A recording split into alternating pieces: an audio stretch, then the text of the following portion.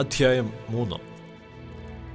ആകയാൽ സഹിച്ചുകൂടാഞ്ഞിട്ട് ഞങ്ങൾ അഥേനയിൽ തനിച്ചിരിക്കേണ്ടി വന്നാലും വേണ്ടതില്ല എന്നുവെച്ച് ഈ കഷ്ടങ്ങളിൽ ആരും കുലുങ്ങിപ്പോകാതിരിക്കേണ്ടതിന് നിങ്ങളെ സ്ഥിരപ്പെടുത്തുവാനും നിങ്ങളുടെ വിശ്വാസം സംബന്ധിച്ച് നിങ്ങളെ പ്രബോധിപ്പിക്കാനുമായി നമ്മുടെ സഹോദരനും ക്രിസ്തുവിൻ്റെ സുവിശേഷഘോഷണത്തിൽ ദൈവത്തിൻ്റെ ശുശ്രൂഷകനുമായ തിമോഥെയോസിനെ അയച്ചു. കഷ്ടമനുഭവിപ്പാൻ നാം നിയമിക്കപ്പെട്ടിരിക്കുന്നുവെന്ന് നിങ്ങൾ തന്നെ അറിയുന്നുവല്ലോ. നാം കഷ്ടമനുഭവിക്കേണ്ടി വരുമെന്ന് ഞങ്ങൾ നിങ്ങളോടുകൂടെ ഇരുന്നപ്പോൾ മുമ്പുകൂട്ടി പറഞ്ഞിട്ടുമുണ്ട്. അവണ്ണം തന്നെ സംഭവിച്ചു എന്ന് നിങ്ങൾ അറിയുന്നു. ഇത് നിമിത്തം എനിക്ക് ഒട്ടും സഹിച്ചുകൂടാഞ്ഞിട്ട് പരീക്ഷകൻ നിങ്ങളെ പരീക്ഷിച്ചുവോ, ഞങ്ങളുടെ പ്രയത്നം വെറുതെയായിപ്പോയോ എന്ന് ഭയപ്പെട്ടു ഞാൻ നിങ്ങളുടെ വിശ്വാസത്തിൻ്റെ വസ്തുത അറിയേണ്ടതിന് ആളയച്ചു.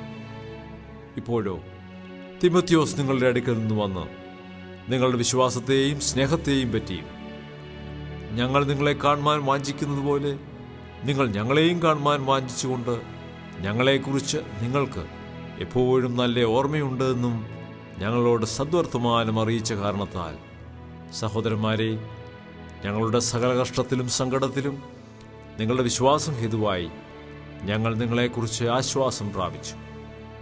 നിങ്ങൾ കർത്താവിൽ നിലനിൽക്കുന്നുവെന്ന് അറിഞ്ഞ് ഞങ്ങൾ വീണ്ടും ജീവിക്കുന്നു.